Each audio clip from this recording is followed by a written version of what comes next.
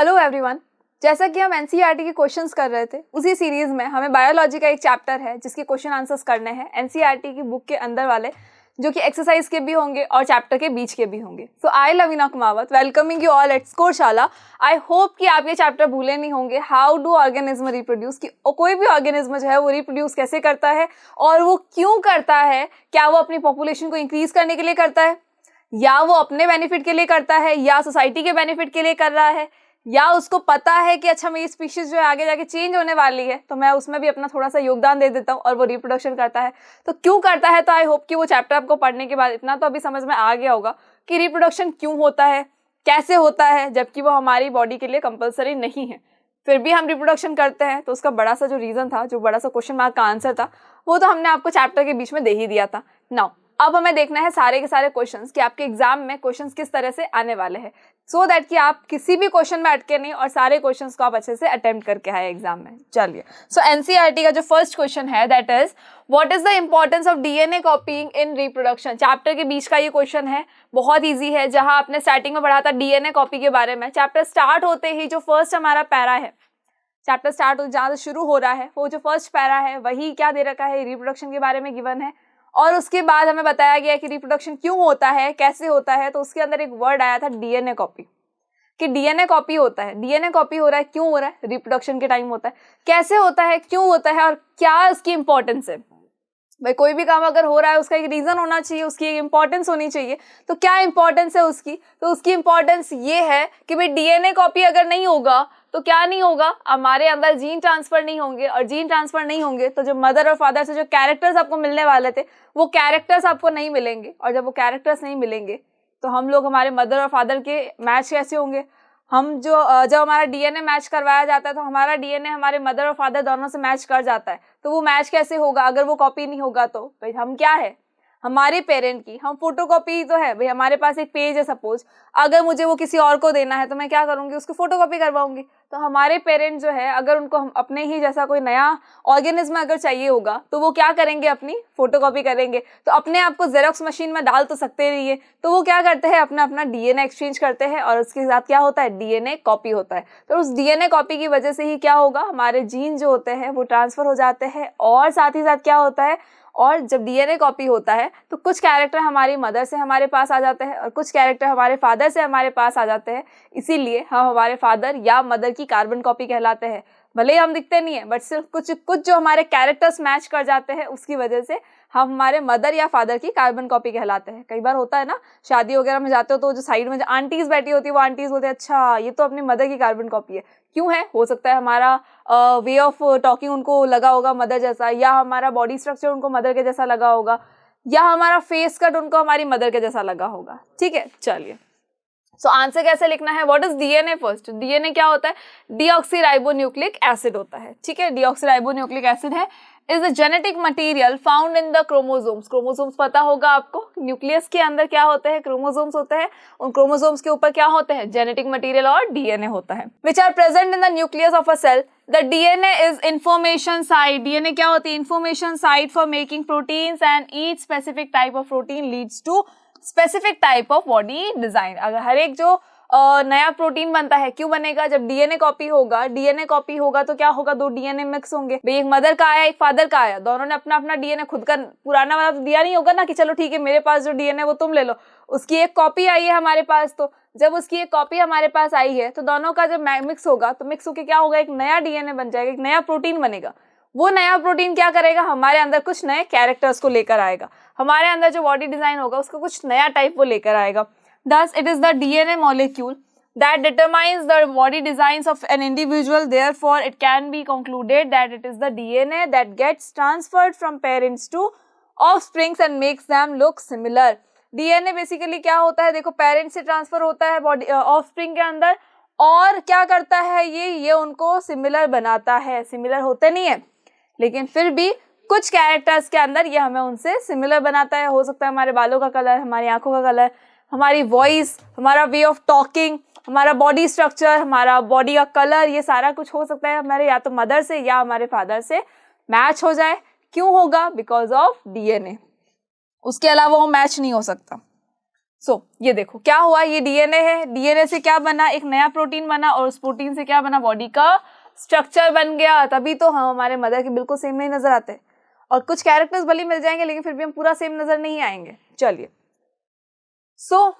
Next question is why is variation beneficial to the species but not necessarily for the individual. Variation is important, variation basically important होता है species के लिए, लेकिन एक individual की अगर हम बात करें तो वो इतना नेसेसरी नहीं है। नहीं भी होगा तो चल जाएगा। क्यों चल जाएगा? आज हमारे पेरेंट हैं, हमारे पेरेंट ने हमें जन्म दिया है, तो हमारे अंदर जो वेरिएशन आया है वो वेरिएशन हमारे लिए भले ही इंपॉर्टेंट हो ना हो, लेकिन आज से 1000 साल बाद की हमारी जो जनरेशन होगी उसके लिए बहुत ज़्यादा इंपॉर्टेंट होगा। क्यों होगा? तो चिंपैंजीज थे, जो बंदर थे, बंदर से अगर हम आए हैं तो सोचो अगर बंदर के अंदर वेरिएशन नहीं हुआ होता, बंदर जब रिप्रोडक्शन कर रहे थे तो क्या बने, धीरे धीरे आदिवासी बने, अर्ली मैन बना, अर्ली मैन से फिर जब रिप्रोडक्शन होता गया तो क्या बना, मॉडर्न मैन बना। क्यों बना? बिकॉज सारे ही जितने भी रिप्रोडक्शन हो रहे थे, जितनी बार रिप्रोडक्शन हुआ था, हर बार कोई ना कोई चेंज जरूर था, हर बार कहीं ना कहीं कोई ना कोई वेरिएशन जरूर था। उस वेरिएशन की वजह से क्या हुआ, वो वेरिएशंस अक्युमुलेट होते गए और एक नई स्पीशीज बन गई। नई स्पीशीज मतलब इंसान तो इंसान ही रहा, लेकिन फिर भी अर्ली मैन था तो हम बन गए, इंसान ही रहे, लेकिन स्टिल आज अगर उनको देखें तो वो एक अलग ही प्राणी दिख रहा है हमें। और आज हमें अगर देखा जाए तो हम अपने आप को अलग ही प्राणी समझते हैं। क्यों समझते हैं हम अपने आप को अलग प्राणी? बिकॉज हम नजर आते हैं। ठीक है, हम नजर क्यों आ रहे हैं? बिकॉज कहीं ना कहीं वो जो वेरिएशंस थे वो अक्युमुलेट हुए। बट वही वेरिएशन अगर हम उस फर्स्ट टाइम पे जो अर्ली मैन का रिप्रोडक्शन हुआ था उस टाइम पे अगर देखते तो हमें क्या लगता?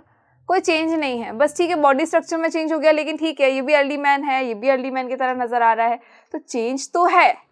लेकिन हो सकता है वो इंडिविजुअल के लिए इंपॉर्टेंट नहीं होगा, लेकिन बाकी सबके लिए वो बहुत ज़्यादा इंपॉर्टेंट है। एक सर्टेन टाइम के बाद अगर देखा जाए सारे वेरिएशंस अक्युमुलेट होके एक नई चीज़ बनाते हैं, एक नया मॉडर्न लुक देते हैं, या वो ले जाते हैं हमें इवोल्यूशन की तरफ। चलिए, variations are beneficial to the species than individual because sometimes for a species the environmental conditions change। किसी species के लिए अगर environmental condition जो है वो change हो जाती है drastically, that their survival become difficult। इतनी drastically change होती है ना कि उनका survival जो होता है ना वो बहुत ज़्यादा difficult हो जाता है। Example क्या दे रखा है? If the temperature of water increases suddenly, अगर किसी वाटर का टेम्परेचर जो है वो एकदम सडनली इंक्रीज हो रहा है, then most of the bacteria living in that water would die. जो मोस्ट ऑफ द बैक्टीरियाज होंगे जो उस पानी के अंदर रह रहे हैं जिसका टेम्परेचर इंक्रीज हो रहा है, तो वो मर जाएंगे।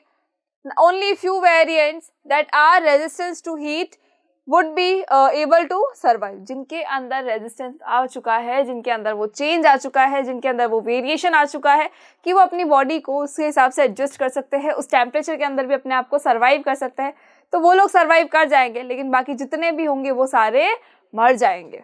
चलिए, however if these variants were not there then the entire species of bacteria would have been destroyed।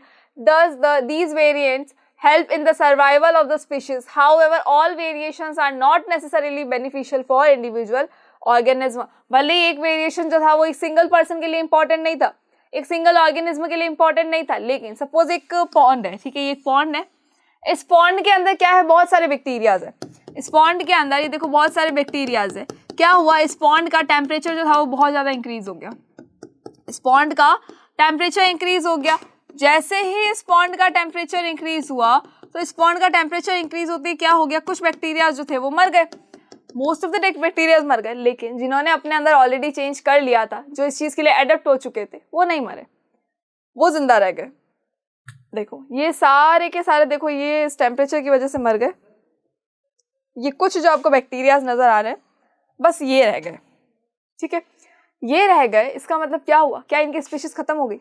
बिल्कुल नहीं, इनकी स्पीशीज अभी खत्म नहीं हुई है। ये क्या करेंगे, ये एक दूसरे के साथ में और रिप्रोडक्शन करेंगी और अपनी स्पीशीज को और ज़्यादा बढ़ाएंगे, ये अपने आप को कम नहीं होने देंगे, अपने आप को ख़त्म नहीं होने देंगे। तो ये जो स्पीशीज़ है, ये जो बैक्टीरियाज है, ये बैक्टीरियाज क्या कर रहे हैं भाई, ये बैक्टीरियाज जो थे पूरे ख़त्म हो सकते थे। भले ही एक इंडिविजुअल के लिए वो वेरिएशन इंपॉर्टेंट नहीं है, लेकिन पूरी स्पीशीज के लिए वो वेरिएशन बहुत ज़्यादा इंपॉर्टेंट है, बिकॉज ये उसके सर्वाइवल में हेल्प करने वाला है। चलिए, next question is, third question is, how does binary fission differ from multiple fission. I hope ये क्वेश्चन तो बहुत ईजी है, आपको पता भी होगा और ये 2020 में आया भी है। चलिए, बाइनरी फिजन जो है वो मल्टीपल फिजन से किस तरह से डिफर करता है? तो बाइनरी फिजन जो होता है वो क्या होता है, वो ऐसा एक फिजन है जिसमें एक सेल से दो सेल बनते हैं, ठीक है। एक और होता है मल्टीपल फिजन। मल्टीपल फिजन का मतलब है कि एक सेल से बहुत सारे सेल बनने वाले हैं, अनलिमिटेड सेल्स बनने वाले हैं, दैट मीन्स ये क्या है, मल्टीपल फिजन है। बाइनरी का मतलब क्या होता है, 2, और मल्टीपल मतलब बहुत सारे। दोनों ही असेक्सुअल मोड ऑफ रिप्रोडक्शन है, दोनों ही सेक्सुअल मोड ऑफ रिप्रोडक्शन बिल्कुल नहीं है, असेक्सुअल मोड ऑफ रिप्रोडक्शन है। लेकिन डिफरेंस सिर्फ क्या है कि बाइनरी फिजन जो है उसके अंदर एक सिंगल बैक्टीरिया जो है वो 2 पार्ट में डिवाइड हो जाएगा, अपने आप को 2 इक्वल पार्ट में डिवाइड कर लेगा, दैट मीन्स कि वो 1 से 2 बन जाएंगे। और जो मल्टीपल फिजन होता है, मल्टीपल फिजन का मतलब होता है कि एक बैक्टीरिया है, अपने आप को बहुत सारे में डिवाइड करेगा, दैट मीन्स कि बहुत सारे एक साथ में ही मल्टीपल फिजन हो जाएगा, एक ही बैक्टीरिया से बहुत सारे बैक्टीरिया बन जाएंगे। नाउ देखो बाइनरी फिजन में क्या होता है, तो बाइनरी फिजन से ना अमीबा और जो बैक्टीरिया है वो डिवाइड होते हैं। ये क्या है, अमीबा का स्ट्रक्चर है। अमीबा का स्ट्रक्चर जो होता है वो फिक्स नहीं होता है। इसके अंदर देखो और क्या है, न्यूक्लियस है साथ के अंदर।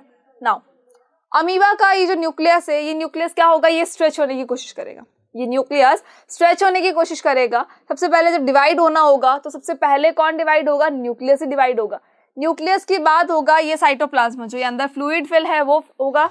उसके बाद ये सेल डिवाइड हो जाएगा, मेम्ब्रेन डिवाइड हो जाएगी। देखो सबसे पहले कौन हो रहा है, न्यूक्लियस डिवाइड होने की कोशिश कर रहा है, तो न्यूक्लियस जो है वो स्ट्रेच हो रहा है सो दैट कि न्यूक्लियस डिवाइड हो जाए। बट जैसे ही न्यूक्लियस डिवाइड हो जाएगा उसके बाद देखो ये साइटोप्लाज्म डिवाइड होने की कोशिश करेगा, और ये साइटोप्लाज्म डिवाइड होकर क्या करेगा, 2 पार्ट में डिवाइड हो जाएगा। देखो एक अमीबा था, उसने कितने अमीबा बना लिए, 2 अमीबा बना लिए, दीज आर 2 डॉटर सेल्स। और ये क्या है, बाइनरी फिजन है, 1 से 2 ही बने, मतलब ये क्या है, बाइनरी फिजन है। बट जब हम बात करेंगे मल्टीपल फिजन की, तो 1 से 2 नहीं बनेंगे, 1 से बहुत सारे बनेंगे। एक सेल है, बहुत सारी डॉटर सेल्स बनाएंगी, साइमल्टेनियसली एक साथ बन जाएंगे। अमीबा में भी बेसिकली हो जाता है कभी कभी, लेकिन most of the time amoeba क्या करता है, बाइनरी फिजन करता है। मल्टीपल फिजन जो हमने किसमें पढ़ा था, प्लाज्मोडियम के अंदर पढ़ा था। प्लाज्मोडियम में देखो क्या होता है, एक प्लाज्मोडियम का सेल है, ठीक है, ये प्लाज्मोडियम का सेल है, ये कहाँ होता है, ये जब हमारी बॉडी के अंदर एंटर करता है तो ये मलेरिया कॉज करता है। जब प्लाज्मोडियम हमारी बॉडी के अंदर एंटर करेगा तो मलेरिया कॉज करेगा। कहाँ जाएगा सबसे पहले ये, तो ये सबसे पहले अटैक करेगा हमारे लीवर सेल पे। क्यों जाएगा लीवर सेल में, बिकॉज वहां पर खाना खाने के लिए बहुत सारा कुछ है, ठीक है, खाने के लिए बहुत कुछ है। तो प्लाज्मोडियम जो है सबसे पहले कहाँ गया, लीवर सेल पे गया। लीवर सेल के अंदर वो क्या करेगा, तो वो अपने आप को पहले कवर करेगा। लीवर सेल के अंदर पहले उसने क्या किया, अपने आप को कवर किया। क्यों किया अपने आप को कवर, तो देखो कैसे कवर करा, तो देखो ये हमारा क्या होता है, सबसे पहले ये है हमारा लीवर सेल, ठीक है, ये हमारा क्या है, लीवर सेल है। अब ये लीवर सेल जो है, लीवर सेल के अंदर क्या होगा, लीवर सेल के अंदर एक बन जाएगी कवरिंग, प्रोटेक्टिव कवरिंग बनेगी।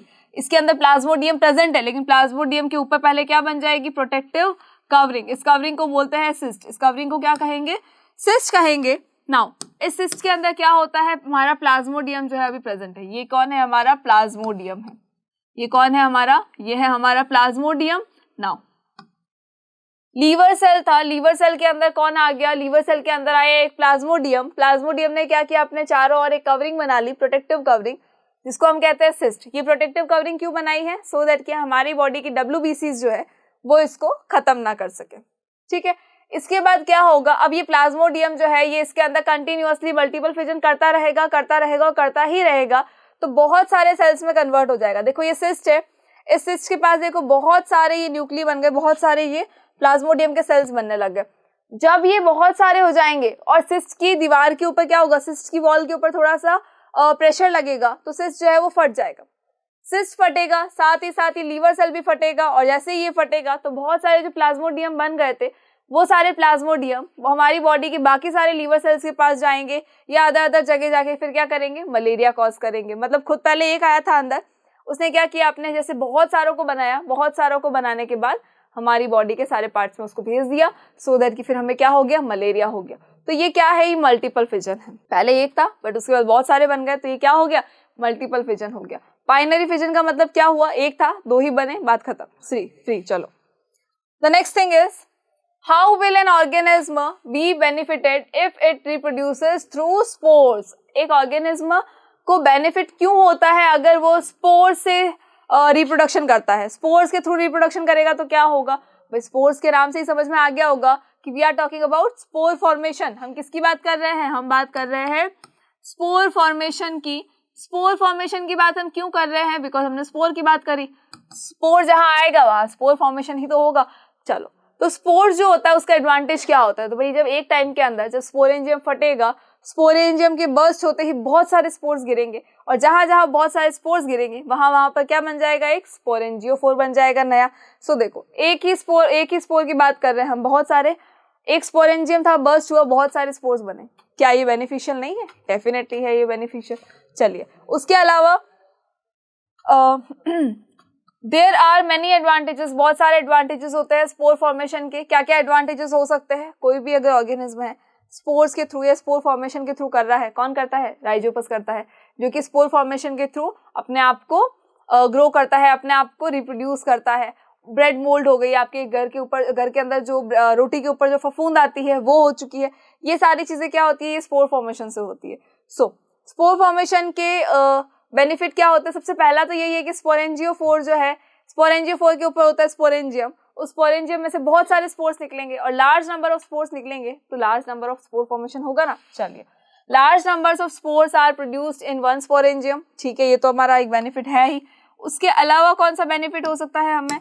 उसके अलावा बेनिफिट होता है spores are distributed easily by air to far off places to avoid competition at one place. ये एक जगह पे जाके इकट्ठा नहीं हो जाते कि ठीक है हम यहाँ बैठ के फिर हम लड़ेंगे खाना खाने के लिए, इतनी सी जगह है वहां हम सारे आ गए और फिर हम लड़ने बैठ गए, ऐसा कुछ नहीं होता है। ये क्या करते हैं? हवा से कहीं भी जा सकते हैं, बहुत हल्के होते हैं, हवा से थोड़ा दूर दूर फैल जाते हैं, सो दैट कि इनमें एक दूसरे पे कंपटीशन नहीं हो, उनके खाने के लिए उनको बहुत सारा फूड मिल जाए। चलिए, so next, spores are covered by thick walls to prevent dehydration under unfavourable condition. अगर इनकी फेवरेबल कंडीशन नहीं भी है तो भी ये सर्वाइव कर जाएंगे, बिकॉज इनके ऊपर क्या होती है? एक प्रोटेक्टिव कवरिंग होती है। उस कवरिंग की वजह से ही क्या होगा? ये अपनी अनफेवरेबल कंडीशन में भी इनको डिहाइड्रेशन नहीं होगा, इनकी बॉडी से कुछ भी वेस्ट रिमूव नहीं होगा, ये अपने आप को सर्वाइव कर लेंगे उस एक कवरिंग की वजह से। चलिए, the next question is, can you think of reasons why more complex organism cannot give rise to new individuals through regeneration? क्या आप एक रीजन बता सकते हैं कि जो मोर कॉम्प्लेक्स ऑर्गेनिज्म होते हैं वो रीजनरेशन से अपने ही जैसे यंग वंस को बर्थ नहीं दे सकते? मतलब अगर मैं अपना सपोज हाथ काट लूँ यहाँ से, अगर मैंने यहाँ से अपना हाथ काट लिया तो ऐसा नहीं होगा कि मेरा ये हाथ कहीं और जाएगा, पड़ा रहेगा, और धीरे धीरे धीरे क्या होगा? एक नया ऑर्गेनिज्म बन जाएगा या एक नया ह्यूमन बीइंग बन जाएगा, और एक टाइम के बाद मेरा ये वाला हाथ भी जो है वापस आ जाएगा। मतलब क्या हुआ? इस हिसाब से तो क्या हो जाना चाहिए था? मेरे ही जैसा एक और बन जाना चाहिए था उस एक हाथ से। बट क्या ऐसा होता है क्या? बिल्कुल नहीं होता। और अगर ऐसा नहीं होता है, इसका मतलब हमारी बॉडी जो है उस वे में रिस्पॉन्स नहीं करती है, हमारी बॉडी रीजनरेशन नहीं कर सकती, because we are complex organism. तो हमारी बॉडी रीजनरेशन नहीं करेगी।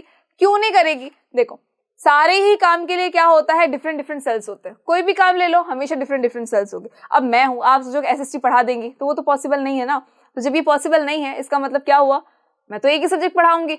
सो वैसे ही जो सेल है वो भी क्या करेगा कि मैं एक ही काम करने वाला हूँ, मैं बहुत सारे काम नहीं करूंगा। अब वो अगर बहुत सारे काम नहीं करेगा आपका सेल, तो क्या होगा? वो एक ही काम कर रहा है। अब वो एक ही काम जो कर रहा है तो उसके पास वो स्पेशलिटी नहीं है कि वो रीजनरेट कर सके। तो हमारे हाथ के अंदर जितने भी सेल्स हैं उनके अंदर रीजनरेशन कर सके वैसे वाले सेल बिल्कुल भी नहीं है। जैसे कि प्लेनेरिया में होते हैं, प्लेनेरिया को अगर आप कितने भी पार्ट्स में डिवाइड करोगे तो क्या होगा? वो अब एक नया प्लेनेरिया बना लेगा, लेकिन उसके अंदर वो स्पेशलाइज सेल है। बट हमारी बॉडी के अंदर वो नहीं है। बहुत कॉम्प्लेक्स ऑर्गेनिज्म है हम, हमारे अंदर इतने सारे काम एक साथ में हो रहे हैं। बाई चांस अगर मैंने हाथ काट भी लिया तो भाई डाइजेस्टिव सिस्टम कहाँ से बनेगा?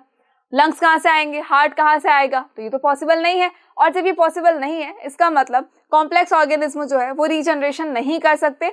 वो सिर्फ और सिर्फ अपने एक पर्टिकुलर, उनका जो एक रिप्रोडक्शन का मोड दे रखा है वो उसी मोड से रिप्रोड्यूस करेंगे, वो रीजनरेशन बिल्कुल भी नहीं करेंगे। नॉट ओनली ह्यूमन बट बहुत सारे कॉम्प्लेक्स ऑर्गेनिज्म हैं, वो सारे ही रीजनरेशन नहीं कर सकते। अब कुत्ता है, उसको काट के फेंक दोगे एक दिन कि भाई ठीक है ये तो फिर बन जाएगा, तो नहीं, ऐसा बिल्कुल नहीं होता है। ना गाय बनती है, ना कुत्ता, ना बिल्ली, कुछ भी नहीं। ये सारे कॉम्प्लेक्स ऑर्गेनिज्म में आते हैं। दैट मीन्स कि ये रीजनरेशन नहीं करने वाले हैं। सो simple organisms such as Hydra and Planaria are capable of producing new individuals through the process of regeneration.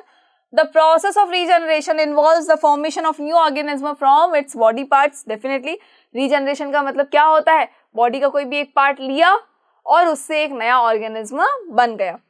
Simple organism can utilise this method of reproduction as their entire body is made of similar kind of cell in which any part of their body can be formed by growth and development। क्या होता है, पूरी जो body होती है, जिनके simpler organism जो है ये, इनकी पूरी बॉडी एक सिंपल सेल से बनी होती है, एक सिंगल टाइप के सेल से बनी होती है, ठीक है। एक ही टाइप का सेल है, पूरी बॉडी में है, तो मतलब उसको पता है ना कि अच्छा हमें इस तरह से ग्रो करना है, मुझे इस तरह से डेवलप होना है, मुझे इस तरह से यहाँ पे ग्रो करना है, इस तरफ नहीं करना है। बट हमारी बॉडी के अंदर जैसे सारे कामों के लिए डिफरेंट डिफरेंट सेल्स है, तो अगर हमारी बॉडी के हम हाथ की बात करेंगे तो हाथ के अंदर जो सेल्स है वो सेल हमारी बॉडी से बहुत ज़्यादा डिफर करते हैं। तो वो सेल अगर अपना काम कर भी रहे हैं तो भी वो हमारी बॉडी का फॉर्मेशन नहीं कर सकते, बिकॉज उसके लिए हमें एक दूसरे सेल की ज़रूरत पड़ेगी। सो इतने सारे सेल्स तो कहाँ से लाओगे? हर एक बॉडी पार्ट में सब जगह सेल्स थोड़ा ना है कि अच्छा हाँ यहाँ भी हमारा हार्ट है, यहाँ भी एक हार्ट है, यहाँ भी एक कोई किडनी होगी कहीं पे, वैसा बिल्कुल पॉसिबल नहीं होता है, इसलिए नहीं हो सकता। सो स्पेशलाइज सेल मतलब एक सिंगल टाइप का सेल होना चाहिए उसके लिए। चलिए, however complex organisms have organ system level of organization. All the organ systems of their body work together as an interconnected unit. They can regenerate their lost body parts such as skin, muscle, blood. However, they cannot give rise to new individual through regeneration. हाँ, regeneration के through आपकी skin जरूर आ सकती है, muscles आ सकती है, आपका blood बन सकता है। ब्लड तो बनता ही है, ब्लड फॉर्मेशन होता ही है, तभी तो ब्लड डोनेट कर देते हो। ऐसे ही अगर मर्जी होता है कि ठीक है ब्लड डोनेट कर देते तो खुद में क्या बचेगा अगर वो रीजनरेट नहीं होगा तो। इसलिए ब्लड तो रीजनरेट होता है, स्किन भी रीजनरेट होती है, बट हमारी पूरी बॉडी पार्ट्स आप सोचो कि वापस आ जाएंगे तो वो पॉसिबल नहीं है। चलिए, so question number 6 is how is the process of pollination different from fertilisation. Pollination से फर्टिलाइजेशन डिफरेंट कैसे है? फर्टिलाइजेशन अलग है, पॉलिनेशन अलग है। क्या होता है पॉलिनेशन? तो पॉलिनेशन होता ये है कि एक फ्लावर है, सपोज हमारे पास ये एक फ्लावर है, बचपन में जो ये वाला फ्लावर बनाते थे यही वाला बना रही हूँ मैं। ये जो एक फ्लावर है, एक दूसरा फ्लावर है ये, ठीक है, ब्लैक कलर का नहीं होता है बट ठीक है। इसके ऊपर क्या है, एक मेल पार्ट है और एक फीमेल पार्ट है, ठीक है। मेल पार्ट के अंदर जो एंथर है, एंथर के अंदर क्या होता है, पोलिंग ग्रेन्स होते हैं। तो यहाँ से क्या होगा, पोलिंग ग्रेन्स मतलब पीजी इस फ्लावर से यहाँ से उड़ेगा, इस फ्लावर के स्टिग्मा पे जाके बैठ जाएगा। This is the process of pollination, ठीक है। ये जो प्रोसेस होता है पोलिंग ग्रेन्स का ट्रांसफर हो जाना, the transfer of pollen grains from anther to stigma is called pollination. लेकिन फर्टिलाइजेशन क्या होता है, the fusion of male and female gametes. जब मेल और फीमेल गमेट्स का फ्यूजन होता है उसे हम कहते हैं फर्टिलाइजेशन। लेकिन अगर हम बात करेंगे पॉलिनेशन की तो मतलब क्या हुआ, पोलिंग ग्रेन जो है वो वहां से कहाँ चला जाना चाहिए, स्टिग्मा पे चला जाना चाहिए, तो उसको हम क्या कहेंगे, उसको हम कहेंगे पॉलिनेशन। और अगर हम मेल गमेट और फीमेल गमेट की बात कर रहे हैं, अगर उन दोनों के फ्यूजन की बात कर रहे हो, that means fusion is called fertilisation, ठीक है। चलिए, सो देखो यहाँ देखो क्या हो रहा है, इस फ्लावर के अंदर जो ये एंथर है, एंथर के अंदर देखो क्या है, पोलिंग ग्रेन्स है। ये पोलिंग ग्रेन्स यहाँ से उड़ेंगे और कहाँ जाएंगे, फीमेल पार्ट पर जाएंगे। इस फ्लावर के फीमेल पार्ट पर भी जा सकते हैं, इसी फ्लावर के फीमेल पार्ट पर भी जा सकते हैं ये, और ये दूसरे फ्लावर के फीमेल पार्ट पर भी जा सकते हैं। किसकी हेल्प से जाएंगे, तो देखो ये बीच में है ना, ये मधुमक्खी है, ये क्या कर रही है, ले जाने का काम कर रही है, पॉलिनेटर है ये, ठीक है। तो ये यहाँ से जाएगा इस तरफ, इसके स्टिग्मा पे चला जाएगा। तो ये स्टिग्मा पे, पोलिंग ग्रेन का स्टिग्मा पे जाना, the transfer of pollen grain to the stigma is called pollination, ठीक है। आफ्टर पॉलिनेशन, एक बार पॉलिनेशन हो गया, सारे पोलिंग ग्रेन्स जो थे वो यहाँ आ चुके हैं। अब पोलिंग ग्रेन्स के आने के बाद क्या होगा, ये जो मेल गमेट है, ये मेल गमेट यहाँ से जाएगा माइक्रोपाइलर एंड के थ्रू, ये चला जाएगा किसमें, एम्ब्रियो सैक में। एम्ब्रियो सैक में जाने के बाद किससे मिलेगा, ये एग से मिलेगा। मतलब जो पोलिंग ग्रेन्स थे उसके अंदर क्या था, मेल गमेट था, वो मेल गमेट जाके किससे मिलेगा, मेल गमेट जाके मिलेगा एग से, मेल गमेट जाके किससे मिलेगा, एग से मिलेगा।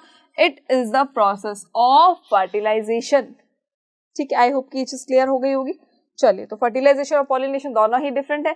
Now what you have to write in your answer, just the definition only, just आपको डेफिनेशन लिखनी है और आपको पता चल जाएगा, आपका डिफरेंस जो है वो कंप्लीट हो जाएगा। उसके अलावा एक और चीज लिख सकते हो कि भाई जो फर्टिलाइजेशन होता है वो कहाँ होता है, ओव्यूल के अंदर होता है, and it leads to formation of zygote. लेकिन पॉलिनेशन से कहीं कोई जाइगोट नहीं बनने वाला है। चलिए, so the next question is what is the role of the seminal vesicle and the prostate gland. Prostate gland और सेमिनल वेसिकल ग्लैंड क्या होती है, तो एक मेल रिप्रोडक्टिव सिस्टम का एक पार्ट है ये। मेल रिप्रोडक्टिव सिस्टम के अंदर 2 ग्लैंड्स होती है, बहुत इंपॉर्टेंट ग्लैंड्स है, जिनका नाम होता है seminal vesicle and prostate glands. अब ये ग्लैंड्स क्या करती है, तो जो वासा डिफरेंशिया होती है जो स्पर्म को लेकर आती है, तो वासा डिफरेंशिया के सेंटर में, वासा डिफरेंशिया जहाँ पर है वहीं से वासा डिफरेंशिया के अंदर एक सेमिनल वेसिकल ग्लैंड होती है, यहाँ पर वो क्या करती है, अपना सिक्रेशन दे देती है। उसी के अंदर प्रोस्टेट ग्लैंड होती है, वो भी अपना सिक्रेशन दे देती है। तो प्रोस्टेट ग्लैंड और सेमिनल वेसिकल ग्लैंड जो अपना सिक्रेशन देती है, उसी के बाद जो स्पर्म होता है वो इजैकुलेट होता है मेल की बॉडी में से। उसके अलावा वो इजैकुलेट इजीली नहीं हो सकता, हो तो सकता है लेकिन वो इजीली नहीं होगा। क्यों नहीं होगा? बिकॉज सेमिनल वेसिकल ग्लैंड क्या करती है, एक फ्लूइड देती है। वो फ्लूइड क्या करता है, वो फ्लूइड उस स्पर्म की मोटेलिटी को बढ़ा देता है और उसको न्यूट्रिशन देने का काम भी करता है। इसलिए सेमिनल वेसिकल ग्लैंड जो होती है वो थोड़ी सी इंपॉर्टेंट होती है, बिकॉज उसका सिक्रेशन बहुत इंपॉर्टेंट है। So the secretion from seminal vesicle and prostate glands lubricate the sperms and provide a fluid medium for easy transport of sperm। Sperm का जो easy transport करने के लिए एक fluid medium देने का काम कौन करेगा? seminal vesicle gland का एक fluid करेगा। So their secretion also provides nutrients in the form of fructose, calcium and some enzymes। इनके जो सेक्रेशन होते हैं, जो सेमिनल वेसिकल फ्लूइड होता है, वो स्पर्म को क्या करता है, वो न्यूट्रिशन भी प्रोवाइड करेगा, वो उसको फ्रुक्टोज देगा, कैल्शियम देगा और कुछ एंजाइम्स प्रोवाइड करेगा, सो दैट कि वो इजीली मोटिलिटी, उसके अंदर मोटिलिटी बनी रहे और वो बहुत इजीली मूव कर सके। चलिए, the next question is what are the changes seen in girls at the time of puberty. Puberty के टाइम पे गर्ल्स के अंदर कौन कौन से चेंजेस आपको देखने को मिलते हैं? What is the puberty? It is the age. Puberty is a age जहां पर आपका मिच्योरेशन टाइम शुरू हो जाता है। दैट मीन्स आप जो है सेक्सुअली मिच्योर होना स्टार्ट हो जाते हो। It is the age of approx 10 to 14 की एज होती है। अप्रॉक्स है ये भी, तो कंफर्म नहीं हो सकती। किसी के अंदर 11 की एज में होता है, किसी के अंदर 12 की एज, किसी के अंदर 13 की एज में प्यूबर्टी स्टार्ट होती है। जब आपकी बॉडी जो है वो सेक्सुअली मिच्योर होना शुरू हो जाती है, दैट मीन्स कि आपकी बॉडी के अंदर कुछ इंपॉर्टेंट चेंजेस होने लग जाते हैं। चेंजेस मतलब क्या होगा? लड़कियों की वॉइस जो होती है वो थोड़ी सी सॉफ्ट होने लगती है, थोड़ी सी पतली होने लगती है।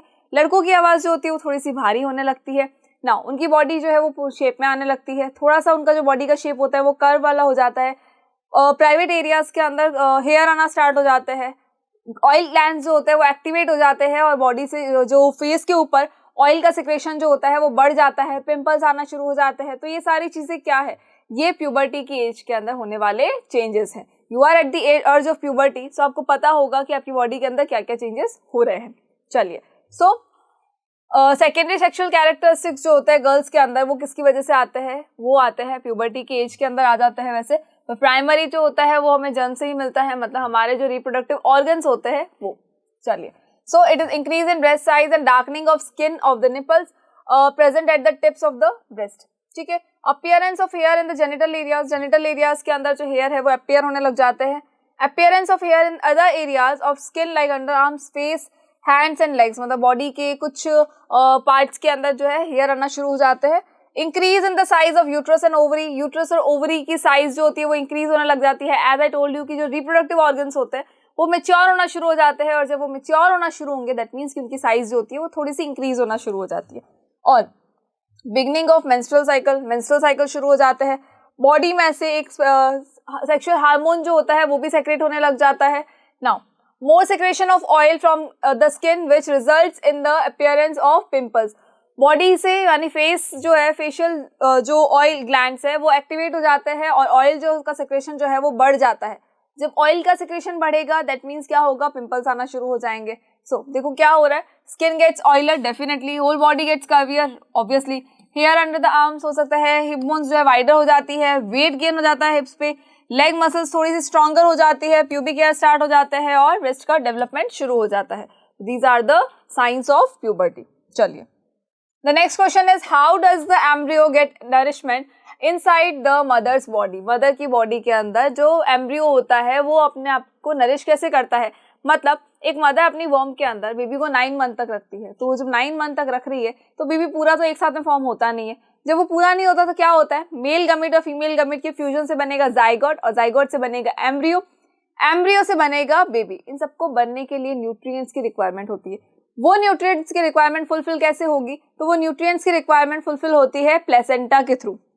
मदर की वॉर्म के अंदर एक प्लेसेंटा होता है। प्लेसेंटा क्या करता है, वो एक पाथ प्रोवाइड करता है सो दैट कि मदर की बॉडी से सारे न्यूट्रिएंट्स जो है वो बेबी को मिल सके और बेबी की बॉडी में से जितना भी वेस्ट प्रोडक्ट है वो सारा मदर की बॉडी में ट्रांसफर किया जा सके, सो दैट कि मदर जो है वो उसको अपनी बॉडी में से रिमूव कर देगी। लेकिन उनको अगर न्यूट्रिएंट्स चाहिए तो वो कहाँ से मिलेंगे, प्लेसेंटा के थ्रू मिलेंगे। मतलब बेबी का जो पूरा नरिशमेंट होने वाला है वो किसके थ्रू होगा, प्लेसेंटा के थ्रू होगा। अगर प्लेसेंटा नहीं है, मतलब मदर और बेबी के बीच में अगर कनेक्शन नहीं है, एम्ब्रियो और मदर के बीच अगर कनेक्शन नहीं होगा तो वो पाथ नहीं मिलेगा कि वो चीजें ट्रांसफर कर सके। और जब ट्रांसफर नहीं होगा तो नरिश कैसे होगा, तो बेबी नरिश नहीं हो सकता, वो बेबी ग्रो नहीं कर सकता। इसी के लिए क्या होता है, प्लेसेंटा होता है। Placenta is the path.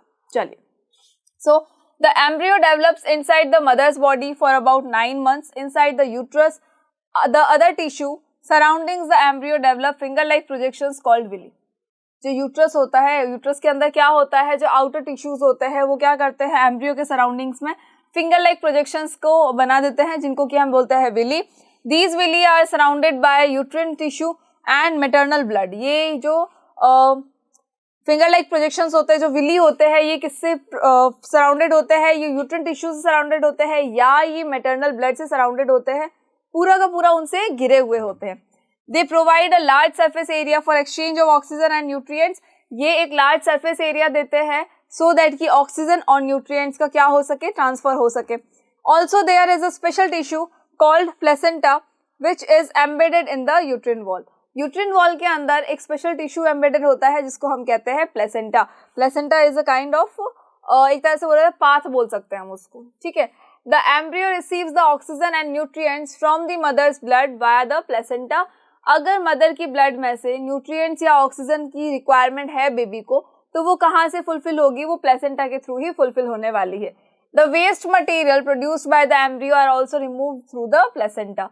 Placenta के थ्रू ही जो बेबी का वेस्ट मटेरियल होता है वो बॉडी में से रिमूव किया जाता है, अदरवाइज वो भी वहीं पे कलेक्ट होता रहेगा, पर वो कलेक्ट वहाँ हो नहीं सकता, इसलिए प्लेसेंटा के थ्रू क्या किया जाता है, उसको रिमूव किया जाता है, ठीक है। देखो ये क्या है, ये पूरा ब्लड है, ये जो पूरा यहाँ पर दे रखा है ये क्या है, ब्लड है। तो ये देखो ये बेबी पूरा जो है वो ब्लड से देखो सराउंडेड है।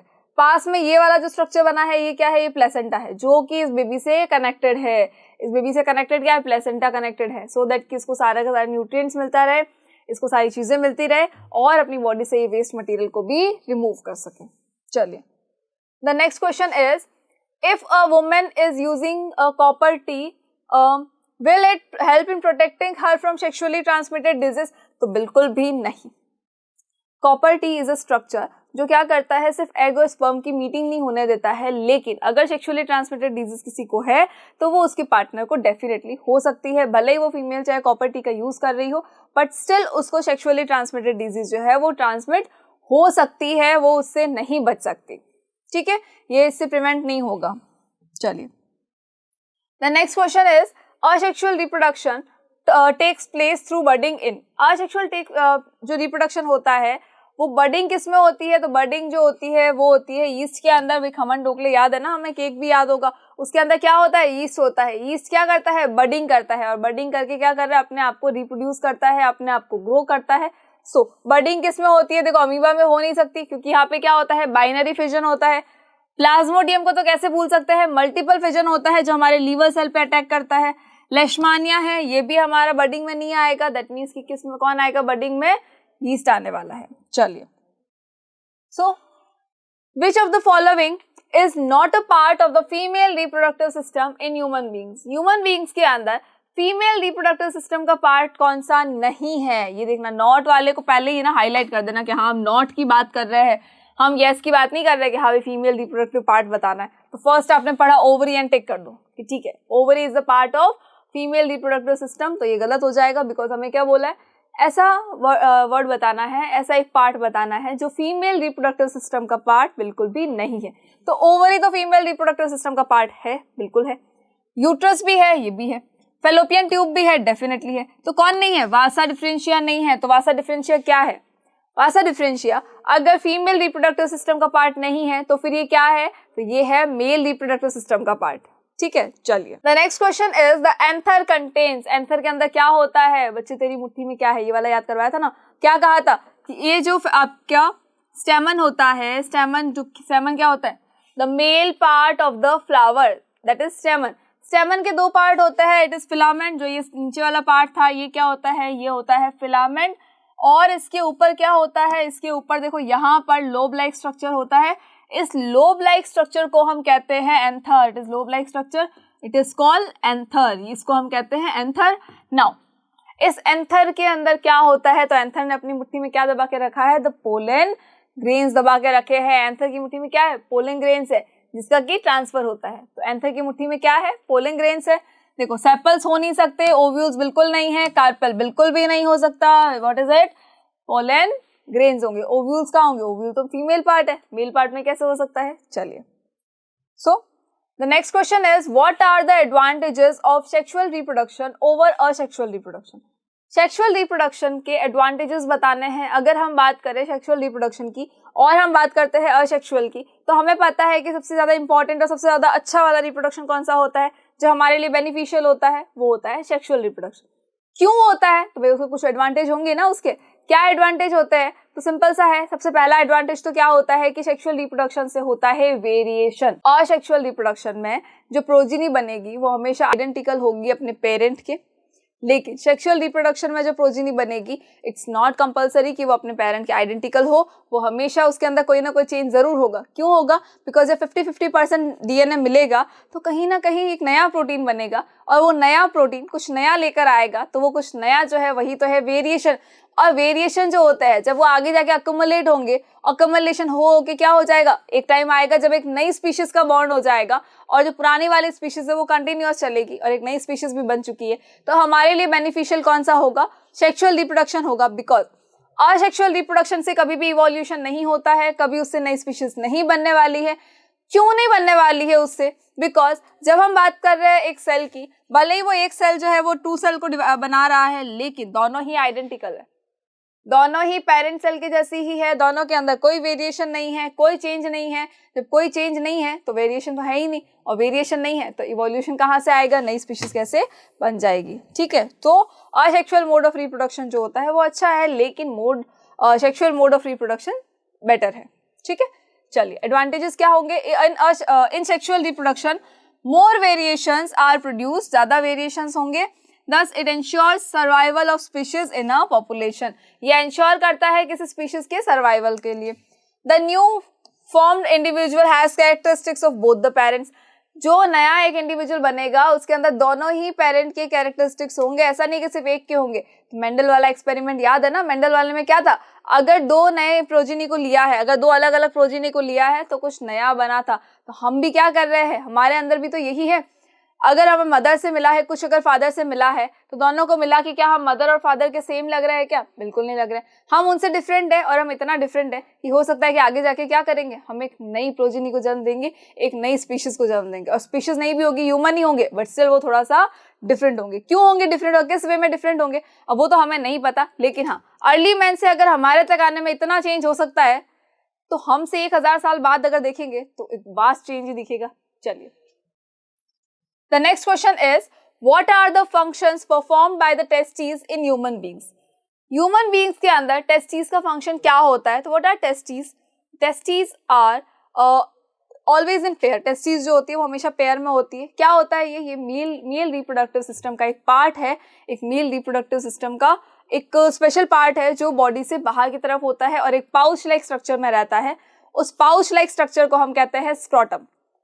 बॉडी से आउटर साइड में रहता है, पाउच लाइक स्ट्रक्चर को हम कहते हैं स्क्रोटम। स्क्रोटम के अंदर रहता है टेस्टिस, 2 टेस्टिस होते हैं, मतलब एक पेयर होता है टेस्टिस का।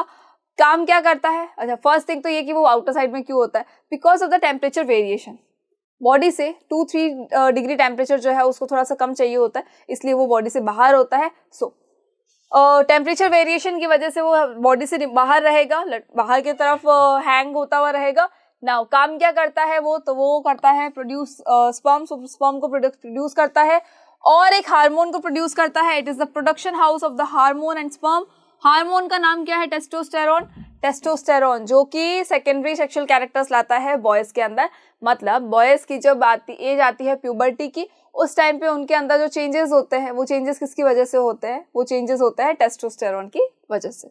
चलिए, why does menstruation occur, menstruation क्यों होता है, तो भाई सिंपल सी चीज है, फर्टिलाइजेशन नहीं होगा तो यूट्रस ने ऑलरेडी अपनी प्रिपरेशन कर रखी है। एज आई टोल्ड यू पहले भी हमने प्रीवियस लेक्चर्स में देखा था, जब फर्टिलाइजेशन होने वाला होता है उस टाइम पे यूट्रस क्या करता है, अपने आप को प्रिपेयर करता है, ठीक है। जाइगोट जो आने वाला है उसके स्वागत के लिए थोड़ी सी तैयारियां करता है, और वो तैयारियां जो है जब वो नहीं आता है, सिर्फ एग आ जाता है, तो क्या होता है, वो तैयारियां सारी फीकी पड़ जाती है, और जब वो फीकी पड़ जाती है तो फिर हो जाता है मेंस्ट्रुएशन। कैसे होता है, तो देखिए मेंस्ट्रुएशन कैसे होता है। हमारे पास क्या है, हमारे पास मतलब हमारे पास नहीं है, फीमेल बॉडी के अंदर होता है ये। फीमेल बॉडी के अंदर क्या होता है, सबसे पहले होता है ओवुलेशन फेज होता है। ओवुलेशन फेज के अंदर क्या होगा, ओवुलेशन फेज के अंदर जो ये एंडोमेट्रियम है, ये एंडोमेट्रियम जो है, ये जो वॉल है, ये वॉल किसकी है, ये वॉल है यूट्रस की। ये वॉल जो होती है बिल्कुल थिक हो जाती है, इसके अंदर ब्लड सप्लाई एकदम से बढ़ जाती है। ब्लड सप्लाई क्यों बढ़ जाती है, बिकॉज इसको पता है कि यहाँ पर जाइगोट आने वाला है, और वो जाइगोट क्या होगा, वो बहुत सॉफ्ट होगा, इसको बहुत प्रोटेक्शन की जरूरत होगी, बहुत डेलिकेट होगा वो। इसके लिए वो क्या करता है, कुशन लाइक स्ट्रक्चर बना देता है, यहाँ पर बहुत सॉफ्ट स्ट्रक्चर बना देता है, जहाँ पर बहुत थिक वॉल होती है और बहुत ज्यादा ब्लड सप्लाई है। अब क्या होगा, जब ये एग आएगा, फर्टिलाइजेशन तो हुआ ही नहीं, तो ये एग ऐसे ही आ गया। देखो एग जो है वो रिलीज हो चुका है, एग रिलीज हुआ तो क्या होगा, एग के रिलीज होते ही ये जो आपका वॉल है ये क्या करेगी, अपने आप को शेड करना शुरू कर देगी। मतलब ये जो तैयारियां की थी ना उसको हम रिमूव कर देंगे। क्यों कर देंगे भाई, वो तो आया ही नहीं, जिसका स्वागत करना था वो नहीं आया, तो क्या वो डेकोरेशन जो होता है पूरा सजा के रखते हो क्या, नहीं रखते, हटा देते हैं। तो क्या कर रहा, ये जो एंडोमेट्रियम है ये अपने आप को शेड करेगा, मतलब जो यूट्रस की वॉल है वो अपने आप को शेड करेगी इन द फॉर्म ऑफ ब्लड। तो एग के साथ साथ में जो ये ब्लड है वो भी रिमूव हो जाएगा बॉडी में से। It is called menstrual cycle, और ये जो मेंस्ट्रुअल साइकिल है ये it is called menstruation period बोल सकते हैं इस पीरियड को। मेंस्ट्रुअल साइकिल है ये साइकिल कितने टाइम तक चलता है, तो ये चलता है 2 to 7 डेज तक रहता है, और ये साइकिल आता है एवरी 28 डेज के अंदर, बिकॉज एवरी 28 डेज में एक एग रिलीज होगा। एग रिलीज होगा तो यूट्रस अपने आप को प्रिपेयर करेगा, और यूट्रस ने प्रिपरेशन कर ली और फर्टिलाइजेशन नहीं हुआ तो एग तो बेचारा अकेले ही आएगा, और जब एग अकेले आएगा तो यूट्रस क्या करेगा, अपनी वॉल को फिर से शेड कर देगा। ठीक है, चलिए, this is called menstrual cycle. देखो मेंस्ट्रुएशन क्या होता है, it is a process in which blood and mucus flows out every month through the vagina. Vagina के थ्रू ब्लड और म्यूकस जो है वो रिमूव होता है बॉडी में से, इसको हम कहते हैं menstruation. This process occurs every month, ये हर मंथ एवरी मंथ होता है, because one egg is release from the ovary every month. हर महीने एक एग जो होता है वो रिलीज हो जाता है, and at the same time the uterus prepares itself to receive the fertilised egg. Obviously जब ओवरी अपने में से एक एग को रिलीज कर रही है तो यूट्रस भी अपने आप को प्रिपेयर करेगा उसको कैच करने के लिए। Thus the inner lining of the uterus gets thicken, अंदर की जो लाइनिंग होती है यूट्रस की, जो वॉल होती है वो थिक हो जाती है, और सप्लाई जो होती है, किसकी सप्लाई, ब्लड सप्लाई बहुत ज्यादा बढ़ जाती है। क्यों बढ़ जाती है, to nourish the embryo, embryo को नरिश करने के लिए बढ़ जाती है। If the egg does not get fertilised, अगर ये फर्टिलाइजेशन नहीं हुआ, the lining of uterus breaks down slowly and gets released in the form of blood and mucus from the vagina. ठीक है, आई होप कि ये चीज आपको क्लियर हो गई होगी, और अब तो क्लियर ही होगी भाई, मतलब बहुत बार पढ़ लिया हमने इसको, और इतनी बार हमने पढ़ लिया है ना कि अब तो मुझे ऐसा लगता है कि आपको नींद में भी याद होगा कि अच्छा ये चीज तो हमें आती है। चलिए, so draw a label diagram of the longitudinal section of a flower. Longitudinal section का मतलब आपको इस तरह से फ्लावर को कट करना है और उसका डायग्राम बताना है। इसका डायग्राम आप कैसे बता सकते हो, भाई सिंपल सी बात है, फ्लावर बनाना सबको आता है, मेल पार्ट फीमेल पार्ट बीच के अंदर बना दो, ओवरी, दैट्स इट, हो गया आपका काम। क्या बनाना है, समझ में आया, क्या करना है, सबसे पहले बनाएंगे हम सेपल पार्ट। सेपल का मतलब क्या होता है, जो कली को प्रोटेक्ट करता है। जिस टाइम पे हमारा फ्लावर इस टाइप में होगा, बर्ड की फॉर्म में होगा, उस टाइम पे उसको प्रोटेक्ट करने के लिए ग्रीन कलर की लीव्स होती है, उनको हम कहते हैं सेपल। जब ये ओपन हो जाएगा तो ऊपर कलरफुल लीव्स आएगी, उसको हम कहते हैं पेटल्स। ये देखो, ये हो गया सेपल्स, ये हो गया पेटल्स। पेटल्स के बाद अंदर की तरफ क्या होता है, तो male part and female part. ठीक है, जैसे मेल पूरी बारात लेके आता है शादी करने के लिए और फीमेल अकेली होती है, सेम वैसे यहाँ भी क्या है, फीमेल अकेली है और मेल की पूरी बारात होती है, मतलब बहुत सारे मेल पार्ट होते हैं यहाँ पे साथ में। उस मेल पार्ट को हम कहते हैं, मेल पार्ट ऑफ फ्लावर को हम कहते हैं स्टेमन। स्टेमन के भी 2 पार्ट होते हैं। स्टेमन के 2 पार्ट कैसे होंगे, तो देखो, ये जो फर्स्ट पार्ट है, जो नीचे वाला जो डंडी लाइक स्ट्रक्चर है, इसको हम कहेंगे फिलामेंट, इसको हम कहते हैं फिलामेंट। और ये जो ऊपर लोब लाइक स्ट्रक्चर है, इसको हम कहते हैं एंथर। एंथर के अंदर क्या प्रेजेंट होता है, तो एंथर के अंदर प्रेजेंट होता है पोलन ग्रेन्स प्रेजेंट होते हैं। उसके बाद ये जो हमारा मेल पार्ट फीमेल पार्ट है, फीमेल पार्ट के अंदर ये हमारी क्या होती है, यहाँ पर नीचे की तरफ क्या होगा, नीचे की तरफ सर्कुलर में क्या होता है, देखो तो ओवरी होगी, ओवरी के अंदर क्या होंगे, ओव्यूल्स होंगे, ओवरी के अंदर क्या होंगे, ओव्यूल्स होंगे। नाउ इसके अलावा ये जो पार्ट है ये होता है स्टाइल, ये क्या होता है, स्टाइल होता है, ठीक है। ये ऊपर वाला ये जो पार्ट है ये क्या होगा, तो ये ऊपर वाला ये जो कुशन लाइक पार्ट है it is called stigma, this part is called stigma, ठीक है। आई होप कि ये चीज क्लियर होगी आपको। चलिए, so next question is what are the different methods of contraception. Contraception के डिफरेंट मेथड्स क्या होते हैं, तो कॉन्ट्रासेप्शन के बहुत सारे मेथड्स हो सकते हैं, मतलब it can be a natural method, it can be barrier method, it can be chemical method, ठीक है, it can be surgical method also. Natural method का मीन्स तो ये होता है कि सिंपल सी चीज है, आप सेक्सुअल इंटरकोर्स को अवॉइड कीजिए। कब अवॉइड करना होता है, from 10th to 17th day of the menstrual cycle, menstrual cycle के 10th से 17 डे के बीच में उसको अवॉइड करना होता है, बिकॉज ये वो पीरियड होता है जिस टाइम पर, ये कौन सा पीरियड होता है, जिस टाइम पर ओवुलेशन होता है, मतलब कि उसमें से एक एग रिलीज होता है, आपकी ओवरीज में से क्या होता है, एग रिलीज होता है, ये वो पीरियड होता है, इसलिए यहाँ पर जो है फर्टिलाइजेशन के चांसेस जो होते हैं वो बहुत ज़्यादा हाई हो जाते हैं, इसीलिए ये नेचुरल मेथड होता है कि भाई इस टाइम पे क्या होता है, सेक्सुअल इंटरकोर्स से दूर रहना चाहिए। Next one is barrier method. Barrier method का मतलब बीच में एक बैरियर्स लगा दिए जाए कि आपका जो ओवा है, मतलब जो एग है और आपका जो स्पर्म है वो दोनों की मीटिंग ही नहीं हो, और जब उन दोनों की मीटिंग ही नहीं होगी तो फर्टिलाइजेशन ही नहीं होगा, तो ये मेथड होते हैं आपके barrier methods. Now oral contraceptives, oral contraceptives का मतलब होता है पिल्स, मतलब कि केमिकल्स जिसको हम बोल सकते हैं केमिकल मेथड, इसके अंदर हम क्या यूज करते हैं, पिल्स का यूज करते हैं, मतलब मेडिसिन का यूज करते हैं, सो दैट कि जो ओवा और जो स्पर्म है दोनों का या तो फर्टिलाइजेशन नहीं हो, अगर दोनों का फ्यूजन हो भी चुका है तो वो खत्म हो जाए वहीं पर, ठीक है। उसके अलावा होता है स्मॉल डोजेस के अंदर हार्मोन्स भी दिए जाते हैं ताकि एग का रिलीज ही नहीं हो, एग अगर रिलीज ही नहीं होगा तो दोनों की मीटिंग होगी ही नहीं। चलिए, सो इम्प्लांट, नेक्स्ट होता है इम्प्लांट्स कर सकते हैं हम, या फिर क्या करते हैं, सर्जिकल मेथड। तो कॉन्ट्रासेप्टिव मेथड्स के अंदर एक मेथड ऐसा आता है जिसमें कॉपर टी को इम्प्लांट कर दिया जाता है सो दैट कि एग और स्पर्म की मीटिंग नहीं होगी, और सर्जिकल मेथड का मतलब होता है कि ब्लॉक कर दो, या तो वासा डिफरेंशिया को ब्लॉक कर दें या हम फेलोपियन ट्यूब को ब्लॉक कर देते हैं, मतलब मेल पार्ट के अंदर हम वासा डिफरेंशिया को ब्लॉक कर सकते हैं, फीमेल पार्ट के अंदर हम क्या कर सकते हैं, हम कर सकते हैं फेलोपियन ट्यूब को ब्लॉक। तो जब मेल पार्ट के अंदर वासा डिफरेंशिया को ब्लॉक किया जाता है उसको हम कहते हैं वासेक्टोमी, और जब फीमेल पार्ट के अंदर आपकी फेलोपियन ट्यूब जो है उसको ब्लॉक किया जाता है तो उसको हम कहते हैं ट्यूबेक्टोमी, ठीक है। ये हमारे सर्जिकल मेथड्स होते हैं। सो देखो कॉन्ट्रासेप्टिव मेथड्स बहुत सारे हैं, ओरल पिल्स ले लो, कुछ हमारी बॉडी के अंदर इंजेक्ट कर सकते हैं हम, फैमिली प्लानिंग हो सकती है, ये सारी चीजें जो है वो यूज की जा सकती है, ठीक है। चलिए, so how are the modes of reproduction different in unicellular and multicellular organism. Unicellular and multicellular organism के अंदर जो मोड ऑफ रिप्रोडक्शन होता है वो डिफरेंट किस तरह से हो सकता है। सी, यूनिसेल्युलर ऑर्गेनिज्म का मोड ऑफ रिप्रोडक्शन क्या होगा, क्या उनको मेल फीमेल की रिक्वायरमेंट होती है, बिल्कुल नहीं। क्या उनके अंदर रिप्रोडक्टिव ऑर्गन्स होते हैं, और जब सिंगल सेल की बात कर रहे हो तो ऑर्गन्स कहाँ से आएंगे, दैट मीन्स कि उनके अंदर वो ऑर्गन्स नहीं होते हैं। चलिए, so in unicellular organism reproduction occurs by the division of the entire cell.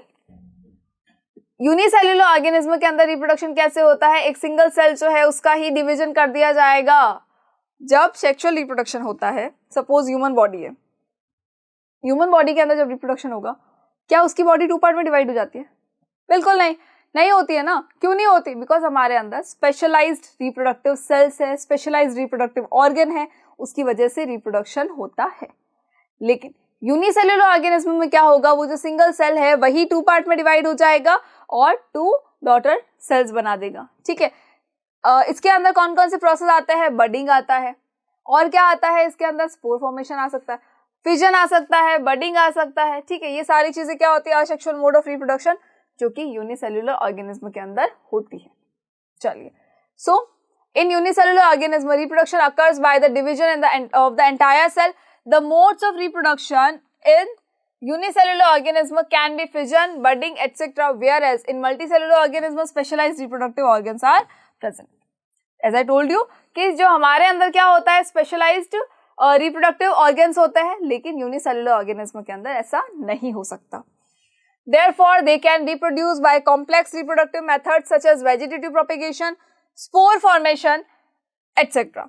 In more complex multicellular organisms such as human beings and plants, the mode of reproduction is sexual reproduction. This is the कुछ complex organism ऐसे होते हैं जिनके अंदर spore formation हो सकता है या उनके अंदर vegetative propagation हो सकता है, लेकिन हमारे जैसे अगर complex organism आ जाए, multicellular organism आ जाए, तो वहाँ पर कौन सा reproduction होगा?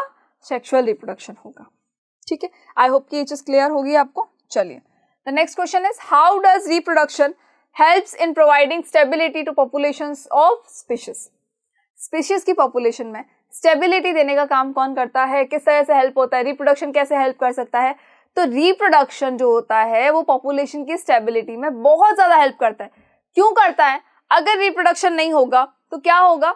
Population जो है एक टाइम के बाद हमारी खत्म हो जाएगी. Suppose human beings जो है उन्होंने reproduction करना बंद कर दिया, ठीक है, babies produce नहीं हो रहे, death तो हो ही रही है. एक टाइम के बाद क्या होगा? सारे के सारे ह्यूमन जो है वो खत्म हो जाएंगे. थोड़े लॉन्ग टाइम बाद होंगे बट स्टिल वो एक टाइम के बाद सब खत्म हो जाएंगे.